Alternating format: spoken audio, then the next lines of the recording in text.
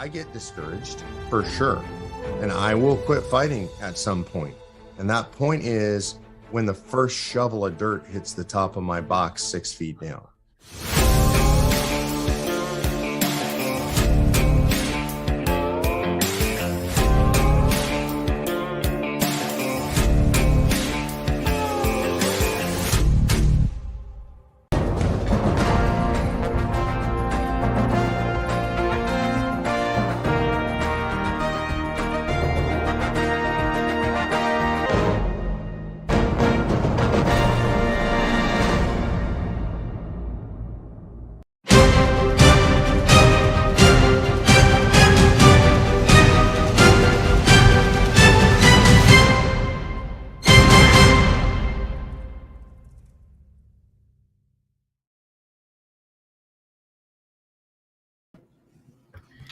Good evening, everyone. Welcome to COS Indiana Live. My name's Dale Parrish.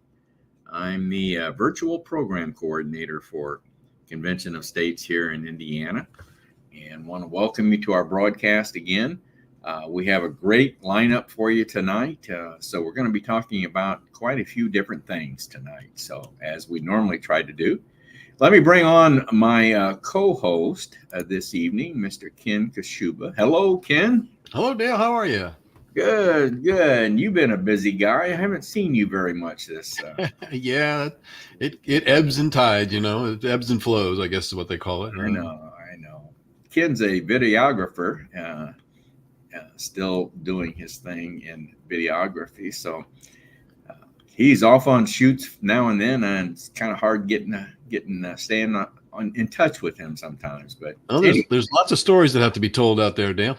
There are, yes, and they're interesting. I know you do some interesting stories. Well, Ken will be monitoring our comments and questions that come in from viewers.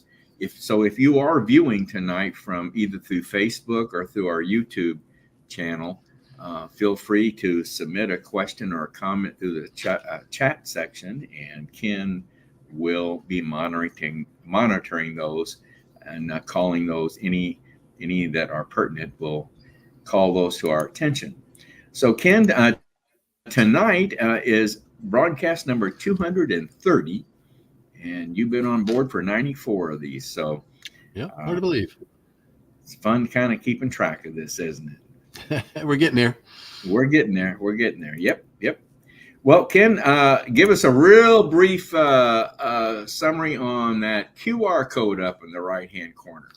Yeah, we've got some interesting things to bring about tonight. We are now officially in February, hard to believe, but that QR code up there is the connection to our subscriber list, and we are ready to unfold that this month. Matter of fact, people that have pre-registered early, or what we call our early adopters to our subscription list, will be getting an email sometime here in the near future, which will invite them onto a platform where we've got ready to go that will introduce a lot of neat things for people to be involved in, educational as well as just a connection to future programming. So we want you to get on board with this. If you haven't already got on and are waiting for that first email, jump on there tonight with your smartphone, scan that, put in your name and email address, and we'll keep you up to date with everything going on here at COS Indiana Live.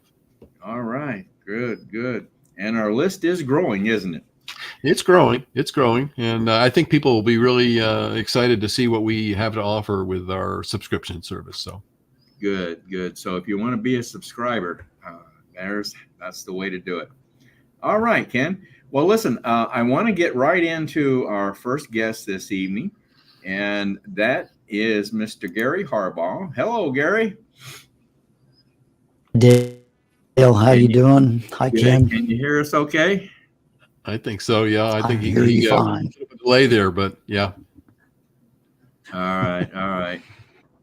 That's a familiar face, that Gary Harbaugh guy. Hope we got a good connection there with him. Yeah. All right. Okay. Well, listen, the first thing we're going to be talking tonight about, let me throw this up here. Tonight, we're going to be talking about the Convention of States Intern Leadership Program, which Gary is heading up for us. And then we are also introducing a new series called the Founders Series.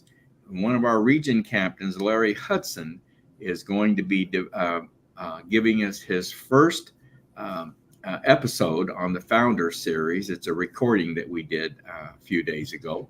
But anyway, before I get Gary going on the intern leadership program, I want to talk just a minute or two here about our national debt. And because the reason I want to bring this up is I think we should be giving more attention to this on COS Indiana Live, and we're going to start doing that. I don't know how frequently we're going to do it, but Gary has been kind of our internal expert on the national debt. So, and it's something he's very interested in. So we're going to be bringing him on from time to time. Again, I don't know how frequently yet, but to talk about the national debt. So Gary, let's bring up real quickly here. Let's bring up the national debt clock. I hope everyone can see that. And let me get a full screen there. So Gary, I guess the focus right now is up here in the upper left-hand corner, right?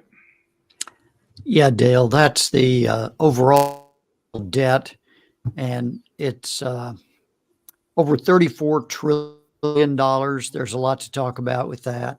That does not actually include unfunded liabilities. I worked in banking for over 20 years. Part of my job managed investments, and so I was constantly watching economic indicators and so forth. And one of the things that we've seen is just the debt just steadily rises. And it's great that you and I and other people in convention of states are talking about this, because I'll tell you where they never really talk about this problem, and that is in Congress. At the national level, they just want to ignore this and let the debt grow, because I know focusing on the debt would mean they'd have to control spending, and that's not what they want to do. Well, we're going to focus on this because I think I know we've got a lot of important priorities going on in our world today: immigration, crime, inflation, and so on and so forth.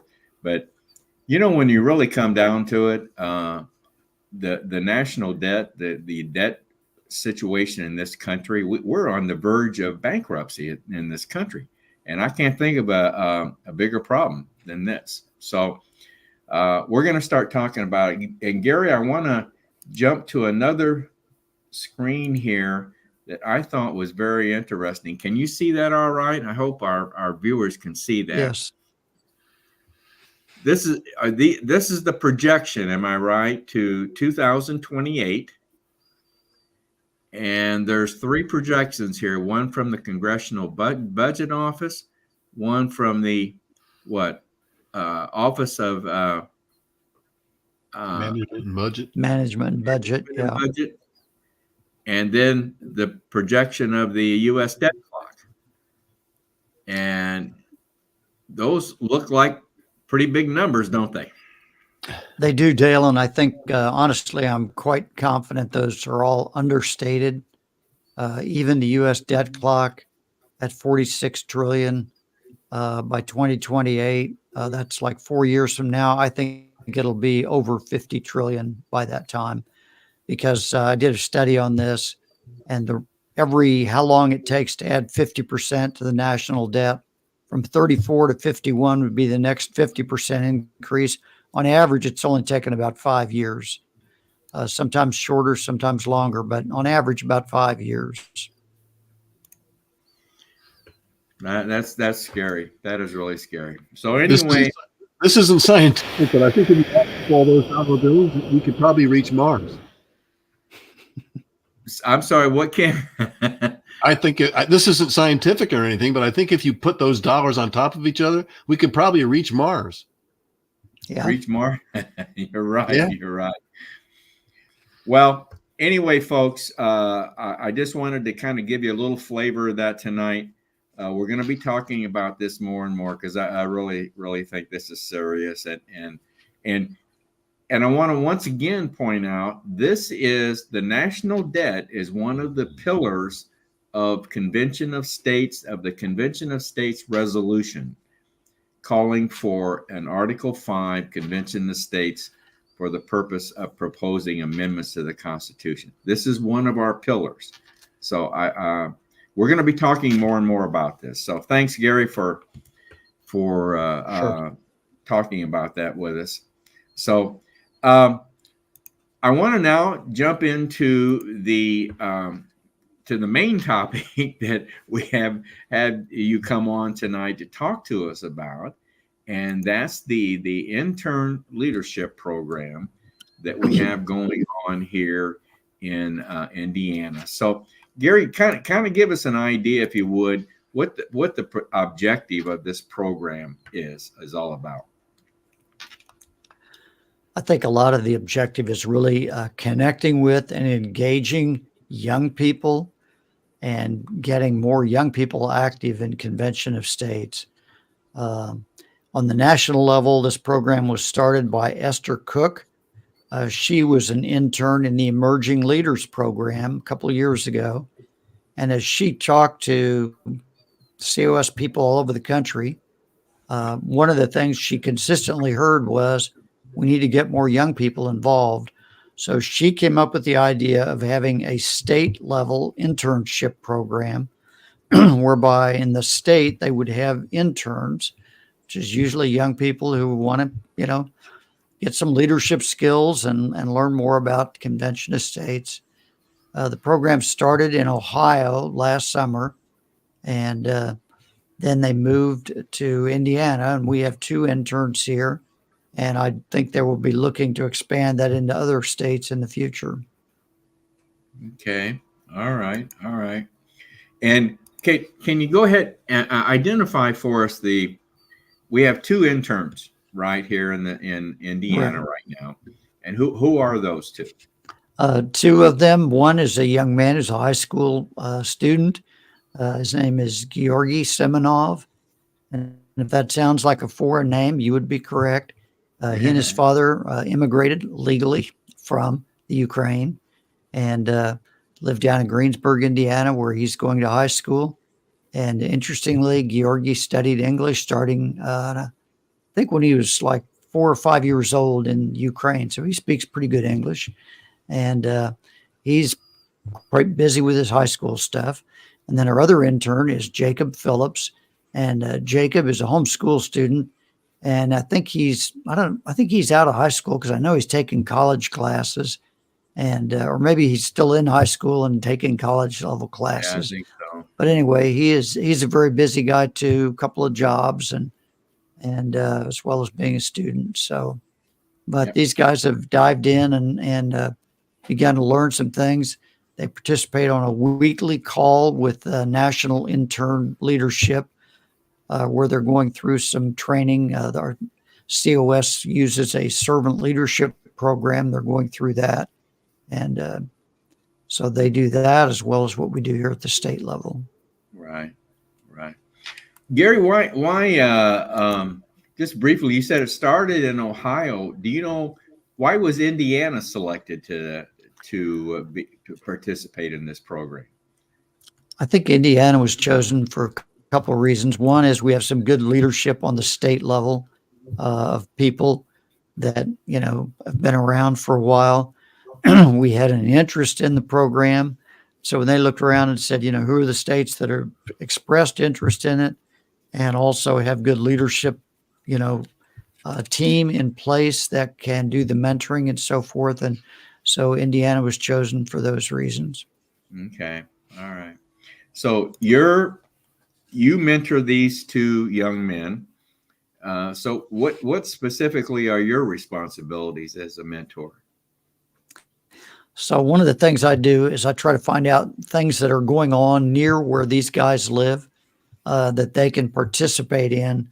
So if we are having an event, an information table, something like that, I want to try to get them there. Jacob has participated along with his family earlier in some parades and things like that, spreading the word. COS also has a calling program, Telepatriot, where we're trying to build a team of people to go to the Indiana State Capitol, throughout the legislative session and join with other COS folks, meet their state legislators, and talk to them about issues that are important to them as well as things that are important to convention of states. So they've each made a number of calls to try to recruit people. We're just calling people who live in Marion County and the counties surrounding Marion County. So they're all people who are within a reasonably short driving distance of the Capitol building. We're not calling people in, Fort Wayne or Evansville to go, the Capitol on short notice, but people that are closer to the, to the Capitol building. We've had pretty good results of reaching a number of people. And so we're starting to get a team of people that are working with our legislative liaison, Marty Wood, and they're getting some training through Marty and also just the opportunity to connect with other volunteers. Well, that's good. That's great. That's great that they're getting some of this hands-on experience during this program. That's really great. Well, listen, Gary and I had an opportunity to catch up with Jacob Phillips here recently, and we recorded an interview with him.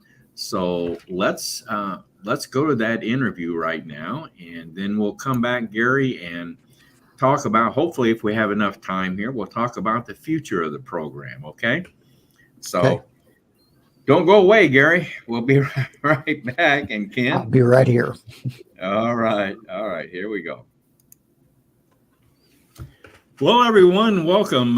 We're going to meet now Jacob Phillips.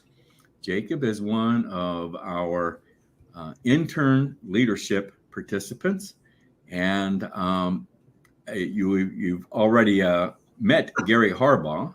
Gary is the mentor for the interns involved in this program. Is that, Gary, is that the proper name for your position, intern? Is that, mentor? Is that the proper name? I guess. I don't know if they have an official title for me or not, but that sounds good. We'll go with that. Well, that sounds pretty good, doesn't it? Well, folks, I would like to introduce to you Mr. Jacob Phillips. Hi, Jacob. How are you? Good. How are you doing? Good. Glad to have you here. We're so happy and pleased to have a young person involved in Convention of States, and so we certainly have high hopes for you, Jacob. I always ask guests that come on that are involved in Convention of States.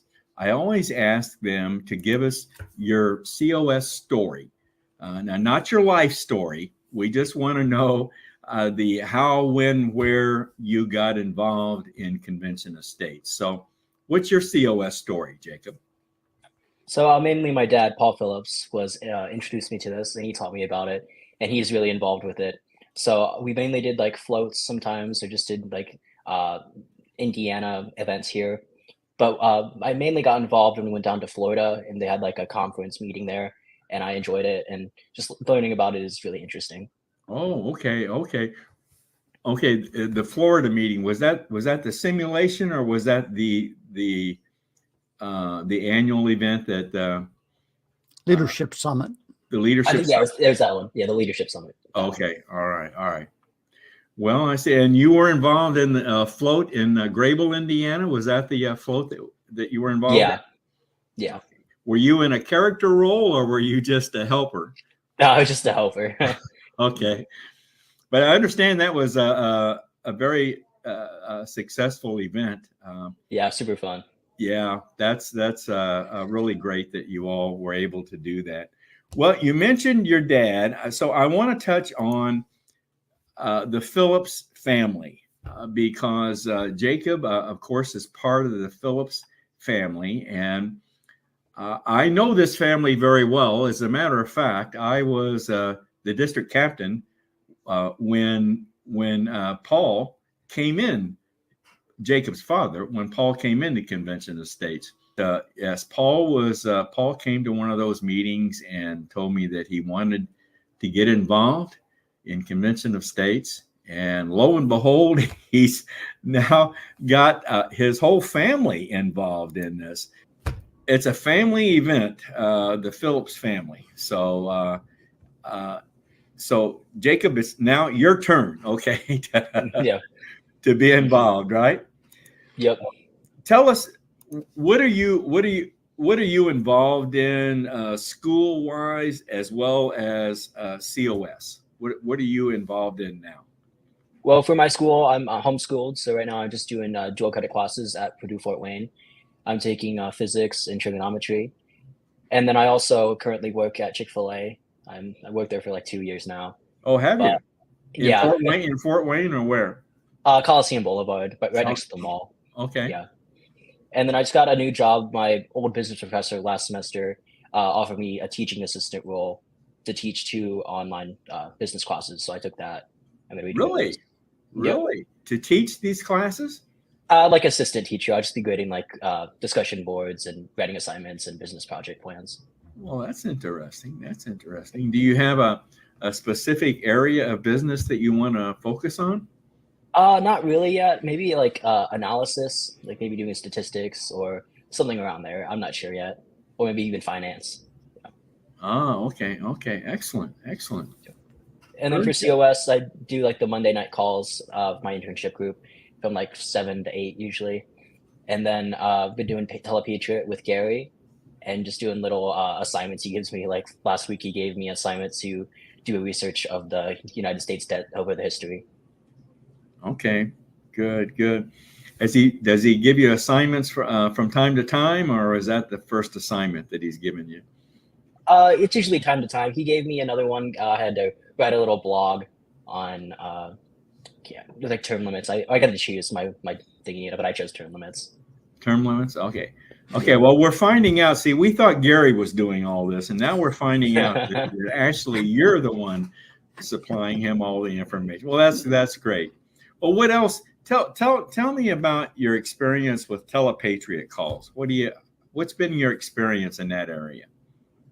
They've been pretty good. I'm not the best at like talking on the phone. I get kind of nervous, but I've done, I don't know, maybe around 50-ish or 50 or 60. I can't remember, around that number. And mainly I usually leave voicemails, but I did talk to one lady who seemed interested. So I left her the phone number and hopefully she called it or texted it. I'm not sure. Okay. Well, excellent. Gary, anything else? Do you have anything else planned for Jacob as far as his training? Oh, we'll have some more things to come up. And also, he didn't mention, but there's an interesting movie that I had the interns watch, and it presents some lessons about leadership and team participation and things like that. And so I hope that was helpful. Okay. Oh, yeah. I forgot about that one. All right, good. Well, Jacob, what's your objective with regard to Convention of States and going through this program? Have you been able to formulate any particular objectives that you want to pursue after? How long does this training last, by the way? Is it like the end of May or something? I'm not sure. Was it, Gary? I think the end of May. Was it about a 6-month program? Is that what it is? So. Okay. I'm not sure. So what do you have any particular objectives then in COS beyond that? Beyond completing training? I'm not sure. Maybe do another internship in the future. The main reason I did this internship was to build like leadership skills, because I do plan to major in business in college. And I think that being a good leader is very important in a business environment. So that's the main objective for this current internship. I don't know if I have any plans for the future though. Okay. Is there any, is your dad trying to maybe get you to go into the legislative area in any way, or? A little bit. He says I would be a good lawyer, but I don't really have an interest in being a lawyer much. Okay. You don't have any interest in that? No, I'm not good at talking in front of people, so not my favorite thing. Well, I think your sister Maya is going to be very good in that area. Yeah, she will. Yeah, she's going to be very good. So, well, I don't know, Gary, are there other internship programs or internship positions available in COS that perhaps Jacob could step into? Do you know? I know they have a national program for internship, and this one is done at the state level. I'm not sure what goes on with that national program. I think Maya was in it earlier, so she might know about it. But that was a little different. This is really just being run by the state, or it's sponsored by national, but it's run at the state level. And I think this is kind of new for them. So. Okay. All right.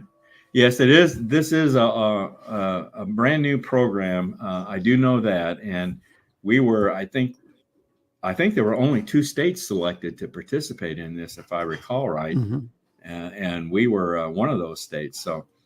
So we're very honored to be to have someone participating here. Well, folks, that's about all we have to discuss. Jacob, once again. Nice to meet you, and welcome to Convention Estates, and keep up the good work. And Yep, thank you. Very nice to meet you. Thank you for having me here. We'll be looking forward to seeing you in the future once you've completed the program and getting more involved, hopefully, in Convention Estates. So thank you very much, Jacob. Thank you, Gary. Thank you. Nice young man, Jacob Phillips. Sharp kid. Yeah. And I mean, you probably delve into trigonomics and what was the other course that he was taking? I can't remember now. I think physics and trigonometry. Physics. Okay. You probably do that in your spare time, don't you? Yeah. Easy stuff, Easy stuff. That's kind of what I thought. We're waiting for that first book, Gary. Okay. It won't be on trigonometry. That's too boring. I got you. Well, we enjoyed meeting Jacob, and certainly hope, like I said, he's in a great family, so hopefully we'll see more of him. Briefly, Gary, let's kind of wrap this up. What's the future of the program? Do you have any sense as to what the future of the program will be?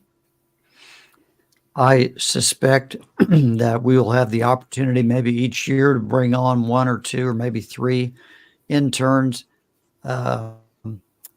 and give them, chances to develop their own leadership skills. And it's really a hands-on doing things, practical things. Making phone calls is not something that either one of the interns really was crazy about the idea. But as we all learn, it's not that hard to do. Most of the time you're going to be leaving a voicemail, and it's good to kind of learn a script to leave for a voicemail. And then if you actually talk to somebody, to interact with another person and talk to them about our shared interest in Convention Estates. So that's a great experience for anybody. And it really helps to build their confidence to figure out, hey, I can actually do this. And that's a lot of it's helping them gain confidence in the skills that they are learning. Sure. All right. Well, Gary, thank you very much for what you're doing in this program. Like we mentioned, there are only 2 states involved in this program, so I think we were very honored to be selected to participate. Definitely. So good job, and so keep up the good work, and hopefully this will be a recurring program going on and on here in Indiana. So thank you very much, Dale. Gary. Have a good evening. See you, Dale. See ya. All right. Well, Ken, let's. I want to talk about the Surge Day coming up, because the date's been changed from the 7th of February to the 22nd of February. So let's play this video. This is from our 2022 Surge Day, but I think it'll give the viewers a good idea of what we do on a Surge Day, and I think that this video is very, very good. So I'm going to go ahead and start this from my end here, Ken. Okay. Sounds good. I think.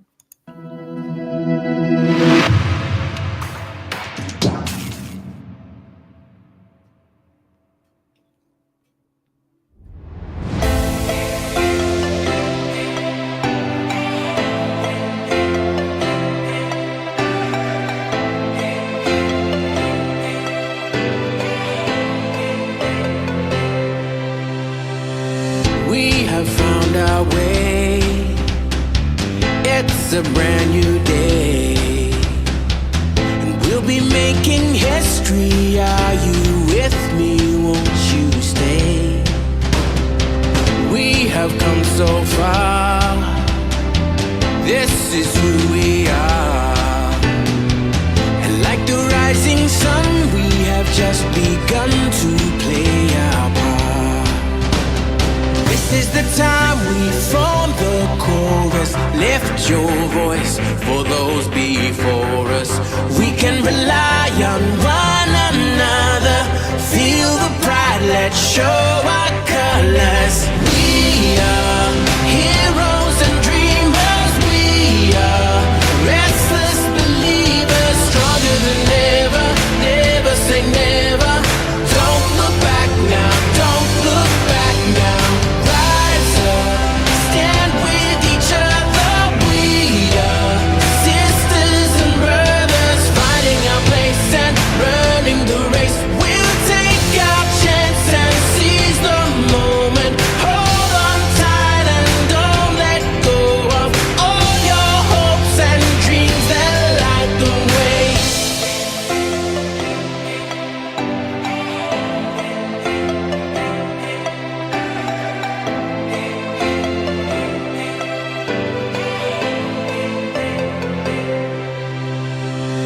We control our fate. Destiny awaits. We are all the actors in the stories we create. Hope will be our guide. We'll no longer hide. When we roll like thunder, feel the wonder from inside. This is the time we form the chorus. Lift your voice for those before us.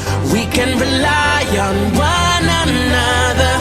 Feel the pride, let's show our colors. We are heroes and dreamers. We are restless believers, stronger than ever.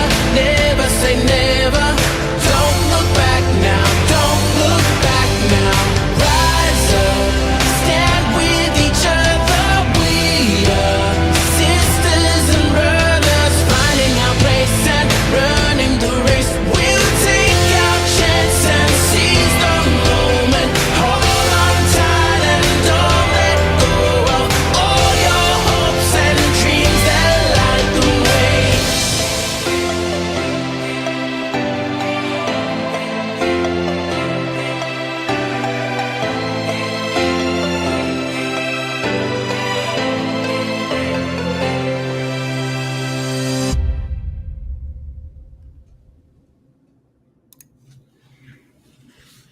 That's good video. Good video, Ken. Yeah, I think it drives the point home, and we certainly look forward to another Surge Day this the 22nd. I'm glad we were able to get it rescheduled. It was kind of Me too.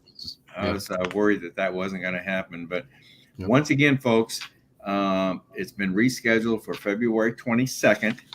And what is the 22nd? That's a Thursday. Thursday, right? And I think the time's still all right, from about 9 a.m. to 3 p.m., I believe, isn't it? Yeah, 9 to 3, anywhere in there. I know that some of the activities, the speakers and things will start around 11. rather than earlier. But yeah, if you can come down, even if you can't stay all day, come on in for an hour, 2 hours, whatever you can do. The more people we have there, the stronger our show is, and I think the legislators, look forward to having us there. So actually, good. Well, I think that's we'll keep reminding everyone of this upcoming event in future broadcasts on COS Indiana Live. So just want to make sure everyone gets the point that that's been rescheduled for the 22nd of February. All right. Well, Ken, I want to into our final segment this evening. We're going to start a new series on COS Indiana Live, and it's called the Founders Series. I should have put together a little banner just saying the Founders Series, but I somehow missed doing that. So anyway, one of our region captains, Larry Hudson, had told me late last year that he wanted to start he wanted to do some research on our founders, and so that we can kind of get to know each of the founders a little bit better. Some of them, obviously, some of the ones that we readily recognize, like James Madison, Ben Franklin, George Washington, Thomas Jefferson. Those are the types of names that we all recognize very, very readily. But there are a lot of others that didn't get as much notoriety as those. So well, they didn't have social media back then, Dale. So what were they to do? So Larry is going to touch on every one of them, as far as I know. And he selected for his first one, Colonel George Mason. It's a great start. Colonel George Mason is well known in the Convention of States ranks as the. I don't think he wasn't the author of Article 5 of the Constitution, but he made some last-minute changes to that Article 5 that created the possibility of we the people, through our state representatives, can call a convention of states for the purpose of amending the Constitution. Larry, I caught up with Larry a few days ago, and I recorded an interview with him, and he gets into some detail on Colonel Mason and his background and so forth. Interesting guy.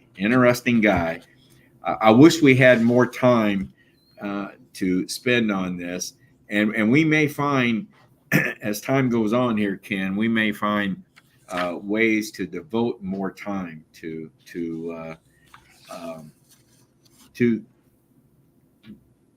learning more about these different. I think it's good to be able to bring out some good factual details on our founders, because I think nowadays people aren't up to snuff on that, and there's certainly a lot of misinformation about our founders. Yes, very much. Well, listen, let me go ahead and start this video on my discussion with Larry, and then we'll come back and kind of wrap it up with our broadcast this evening. So let's go on. Let's get with Larry here and learn more about George Mason. Great. It's good to see you, Dale. Pleasure to be with you. Thanks for joining us tonight. Well, Larry, we want to talk about the new series that you're starting now, the Founders Series. And the first founder that you're going to talk about tonight is Mr. George Mason. And I should say Colonel George Mason.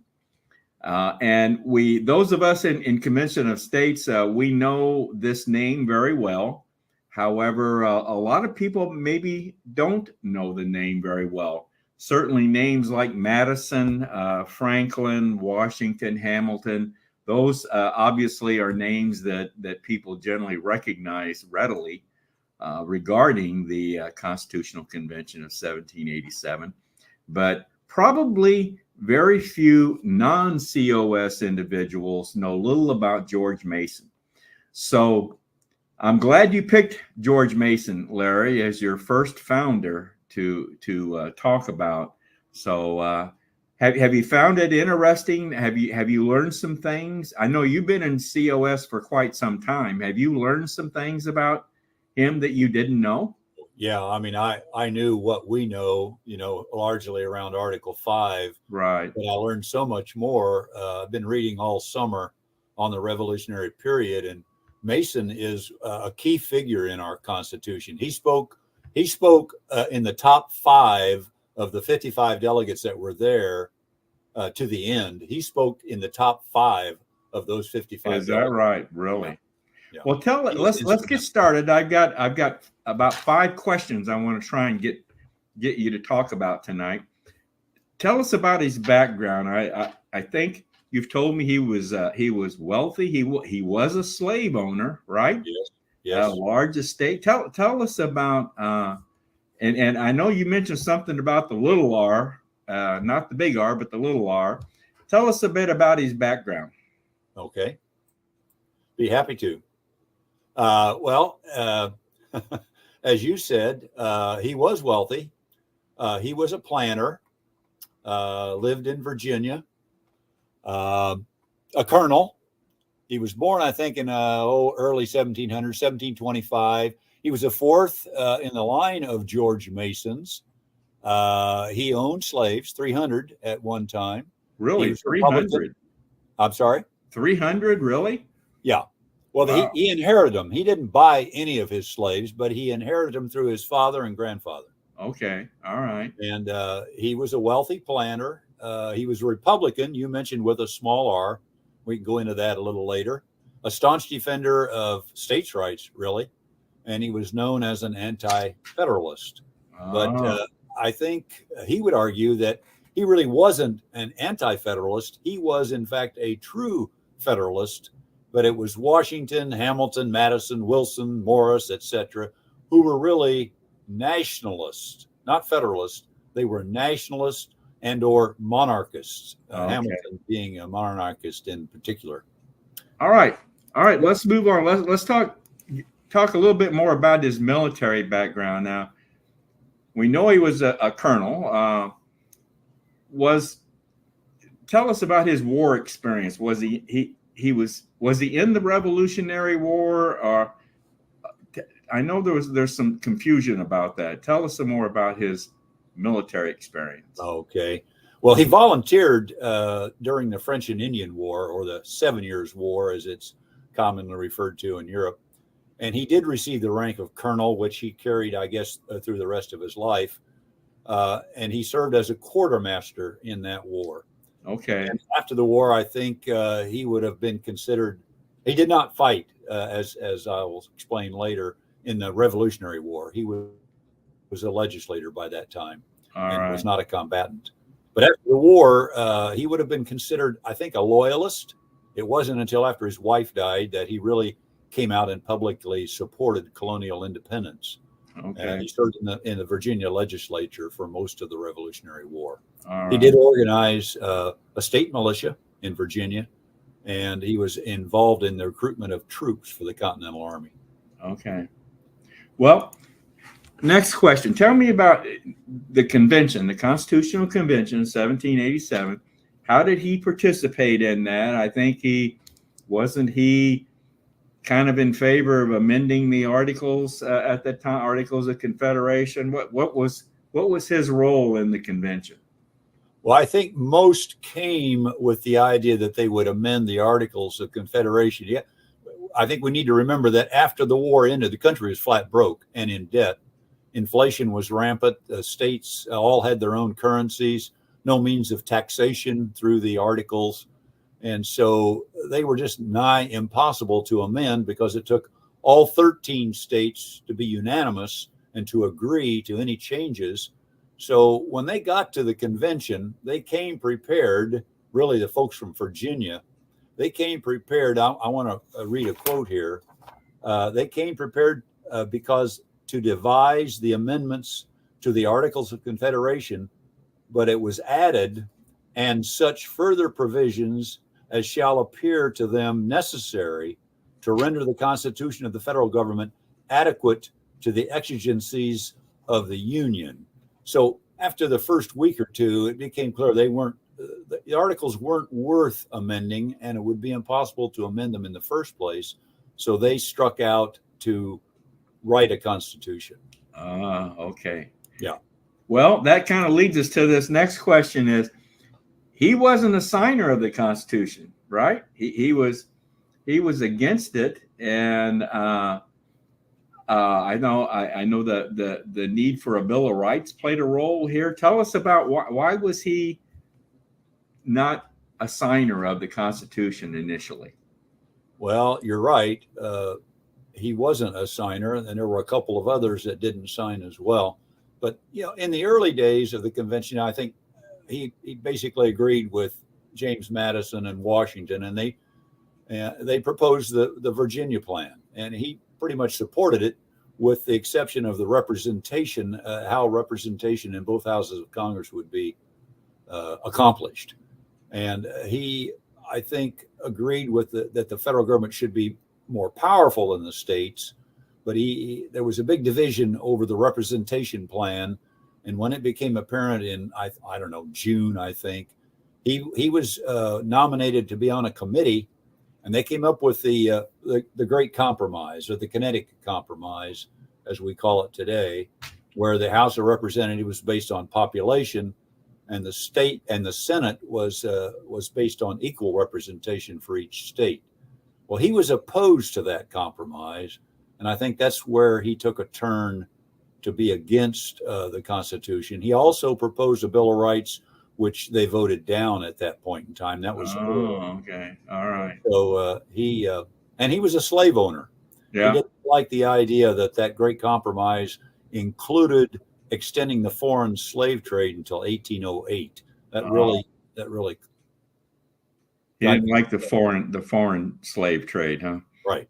Okay. He owned slaves. He was pragmatic. He couldn't give up his slaves. He had 5,500 acres under crops, but he believed in manumission, not emancipation. And so this became a sticking point with him. The lack of a Bill of Rights, both. All right. Well, let's get to what we all know him about, and that's Article 5 and his role in formulating Article 5 of the convention, and what was the response to his work in that area?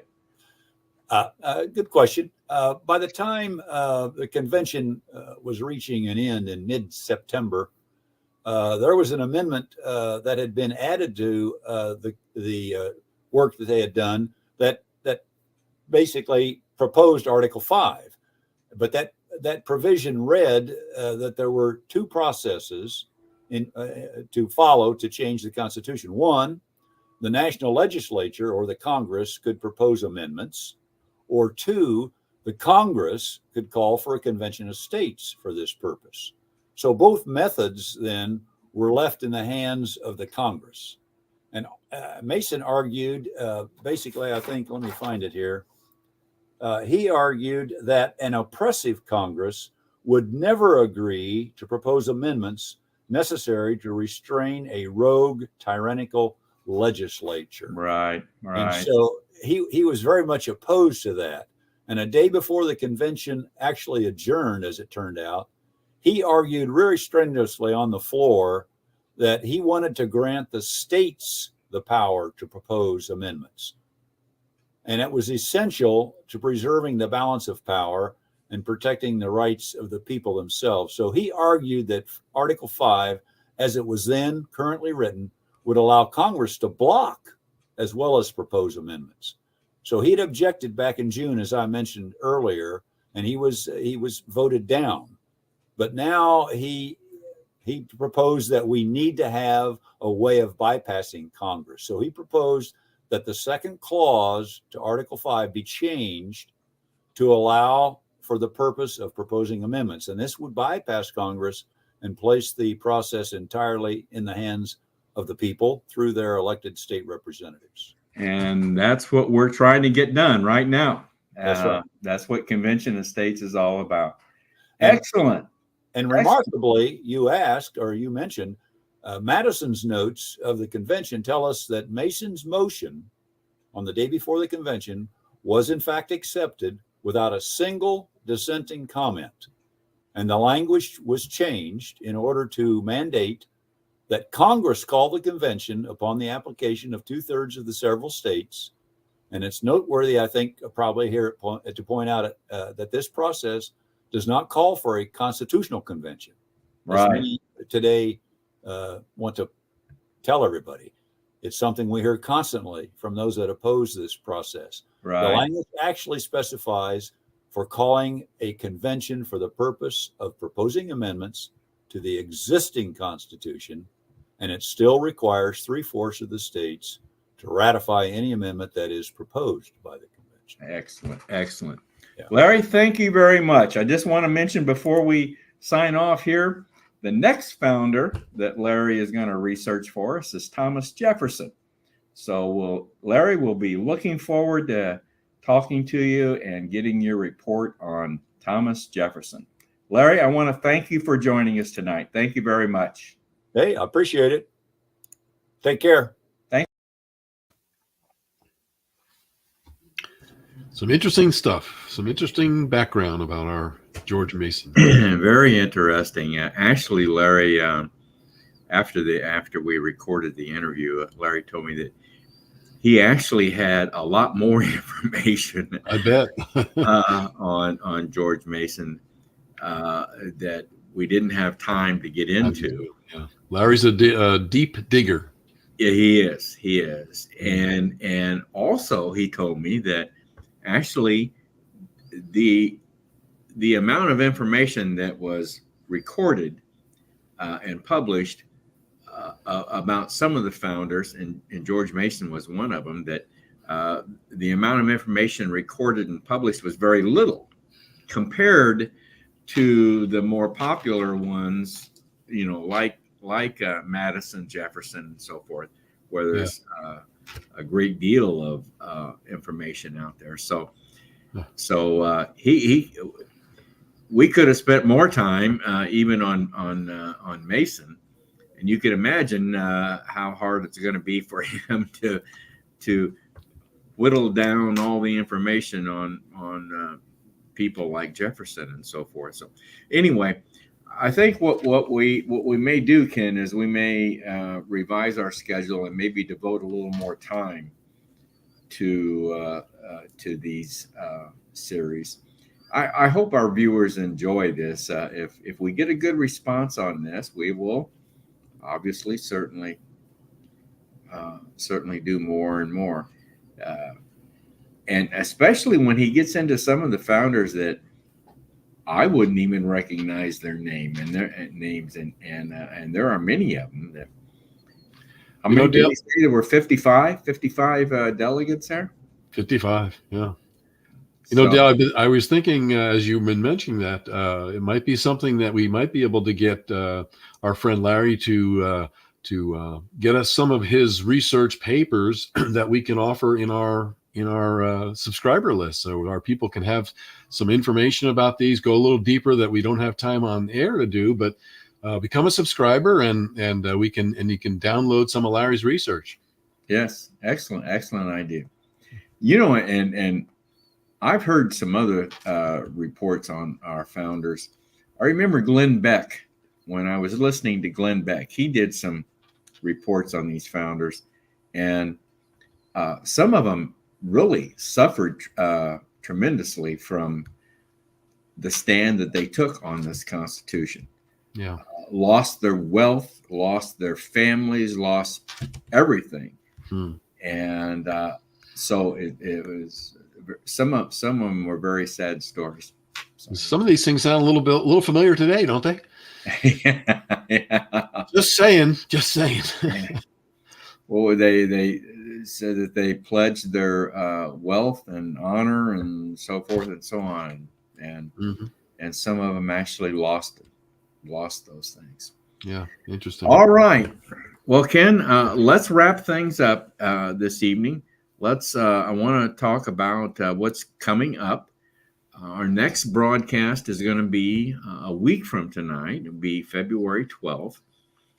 And we're going to introduce to everyone a couple new region captains that we have and a new district captain or two. The region captains, well, this group is very interesting because among this group is a husband and wife team. Oh, another husband and wife team. Yeah, and this is kind of a first. And it's Bob Butts is the name of the gentleman, and his wife Meredith. I think it's Meredith. Bob is a new region captain, and his wife's taking over as district captain for the district that he was heading up. And then we have another region captain, Dale Wynn. So he will be coming on. We'll be introducing him too as a region captain. So it'll be interesting to find out what those folks have planned. And hopefully then we will also have our state director, Dale Tipton, come on and kind of give us an update on how we ended up 2023 and how we did in January of 2024. So sounds good. That's what we've got lined up for next Monday on the 12th.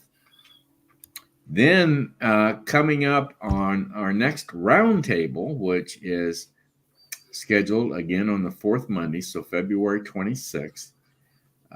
We don't have a topic quite yet for that. But once we determine on a topic, we'll be certainly announcing that. So that's coming up on February 26th. I might mention, and I didn't include this, but coming up February 19th, 1 week from next Monday evening, we have a young lady coming on, Monica Kelsey. And Monica is the originator and owner of the Safe Haven Baby Box program here in Indiana. Well, actually, it's gone national now. There you go. And this is going to be, I think, very, very interesting, Ken, how this program, for those of you that may not be familiar with this program, this is a program where they have literally created boxes positioned at fire stations. Baby boxes, yeah. Baby boxes where young ladies, couples that have decided, just given birth to a baby, and they've decided that they can't see fit to parent them, yeah. Parent this baby, they can actually leave the baby in one of these boxes. And so it's just going to be very interesting, I think. So pretty amazing stuff. Looking forward to that very much, Ken. Yep. Well, Ken, I think we will close out our broadcast with our favorite Mark Meckler video on I'll Keep Fighting. And then once that video is completed, then that'll be the end of our broadcast for this evening. So I want to say good night to everyone. Thank you all for tuning in. Look forward to seeing you again next Monday evening. And just remind you one more time that the surge day has been changed from February 7th to February 22nd. So if at all possible, we would hope to see you there for our annual surge day. So, Ken, did we have any comments or questions or anything tonight that we? No, pretty quiet night. We had a couple of people just pop in late, and different things that have gotten in the way of them getting here early. So I don't have anything really to add tonight. All right, Ken. That'll be it then. Have a good evening, Ken, and we'll see you next time, folks.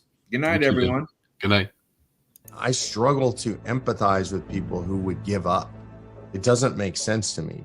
Sam Adams said, for those of you who prefer safety and security over liberty, over the animating fight for liberty, I hope that you enjoy licking the hands that feed you. May your chains rest lightly upon you, and may posterity forget that you are our countrymen. Like, do you understand that your kids and you are sentencing your kids and your grandkids and your friends' kids and your neighbors' kids to a lifetime of slavery and servitude, literally, of fear, of living in the darkness, but never, ever, never, never, never give up.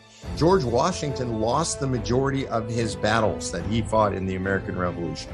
If you read his writings, if you read the letters where he was writing to Congress asking for money and troops, he was saying, we're losing. I don't have the troops I need. I don't have the supplies I need. Did he quit? What about the guys on the beach at Normandy? Like, what did they do? Did they just quit? Oh, there's, a lot of guys are dying around me. It's really bad. It looks really dismal. Those cliffs are huge. Machine gun fire raining down on us. And it's too hard. We should just quit. Thank God those people didn't quit. If they had, where would we be? I get discouraged, for sure. And I will quit fighting at some point. And that point is when the first shovel of dirt hits the top of my box 6 feet down.